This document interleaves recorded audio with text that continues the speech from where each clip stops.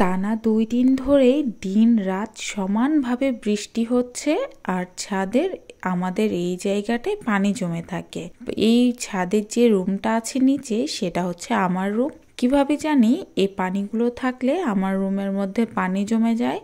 আর রুমটা যেহেতু আমার স্টোর রুম, তাই অনেক জিনিসপত্র থাকে, দেখা যায় জিনিসগুলো নষ্ট হয়ে যায়। তো এই তো আমি সকাল সকাল ঘুম থেকে উঠে ছাদের এই জায়গাটা ভালো মতো ঝাঁটা দিয়ে পানিগুলোকে নিচে ফেলে দিচ্ছি যেন পানিটা জমে না থাকে। আর বৃষ্টি হলেই শুধু আমাদের এই একটাই কষ্ট, এতগুলো পানি জমে থাকলে কি ভালো লাগে? দেখা যায় যে সব সময় নিচে একেবারে চুয়ে চুয়ে পানিগুলো পড়ে আর ঘরের জিনিসগুলো প্রায় নষ্ট হতে বসে।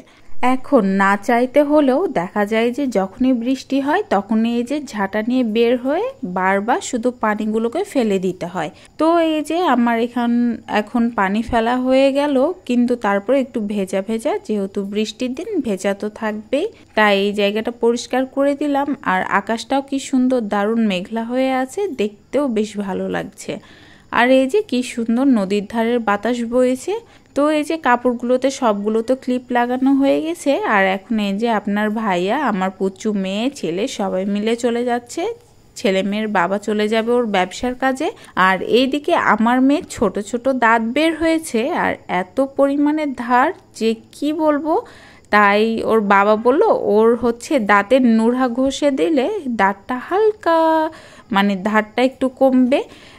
এটা আমি অনেক বছর আগে দেখেছিলাম, যখন আমার শ্বশুর বেঁচে ছিল তখন দেখতাম যখন দাঁতের ধার হতো তখন নাকি এই নুড়া একটু ঘষে দিত। এটা হচ্ছে শিলপাটা যেটা বলে সেটাই।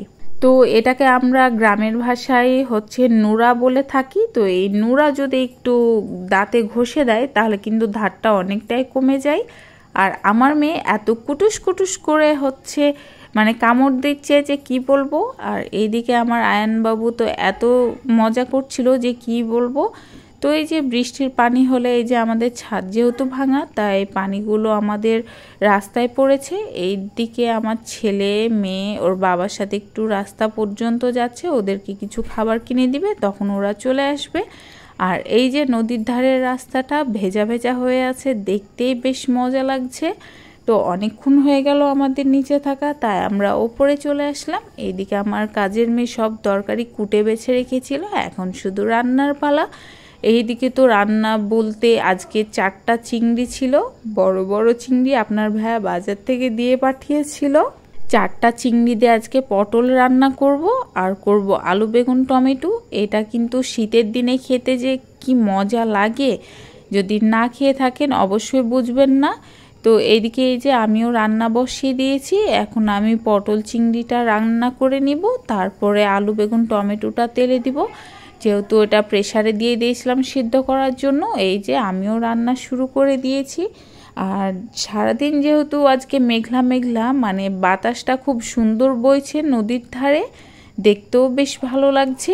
আর আমাদের যেহেতু রান্নাঘরের, তো এখানে আমি গরম তেল করে নিয়েছিলাম, চিংড়িটা ভেজে নিলাম। এখন একে একে সব লবণ দিব, হলুদের গুঁড়া দিব, মরিচের গুঁড়া দিব, দিয়ে আস্তে আস্তে সুন্দর করে ভেজে ভেজে রান্নাটা করব। এই চিংড়িটা যত কষানো হবে, চিংড়ি মশলা পটলটা, আসলে ততই বেশি মজা লাগে। আর এগুলো জিনিস আসলে কষানোটাই বেশি ভালো লাগে, যেহেতু চিংড়ি মাছ হোক, মাছ বলেন, গোস্ত বলেন, এই সব জিনিস কিন্তু আসলে কষিয়ে রান্না করলে খুব মজা লাগে খেতে। তো একে একে আমি এই যে খুব সুন্দরভাবে সব কিছু দিয়ে দিচ্ছিলাম, একে একে সবগুলো রান্না করে নিব। আর রান্না শেষে প্রেসার কুকারে দেখি ভাত দিয়ে দিব, কারণ চুলাতে ভাত দিতে গিয়ে কয়দিন আগে তো আমার রান্নাঘরেই প্রায় পুড়ে যাওয়ার মতো অবস্থা হয়েছিল। সেটা অবশ্য ভাত দেওয়ার জন্য না, অন্য কারণে হয়েছিল, কারণ হচ্ছে পাইপ লিক ছিল তাই। তো আমি যেহেতু সরিষার তেলে রান্না করি, তাই যে সরিষার তেলে কেমন জানি একটু ফেনা ফেনা হয়ে থাকে। তো এইদিকে চিংড়িগুলো কেন জানি দেখা যাচ্ছিল না। এই যে 4টা চিংড়ি দিয়েছিলাম, শুধু আমি আর আপনার ভাইয়া খাবো, 2টা 2টা করে।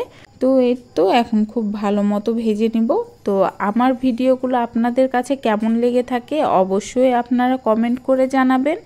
আর কি রকম টাইপের ভিডিও পেতে চান সেটাও আপনারা কমেন্টে জানাবেন, তাহলে আমি সেই রকম ভিডিও আপনাদের সামনে দেওয়ার চেষ্টা করব। সেই পর্যন্ত সবাই সুস্থ থাকবেন, ভালো থাকবেন। ফিরে আসবো আরও একটা নতুন ভিডিও নিয়ে।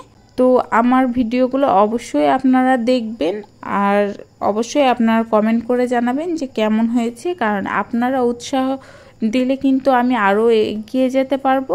তো সবাইকে ধন্যবাদ।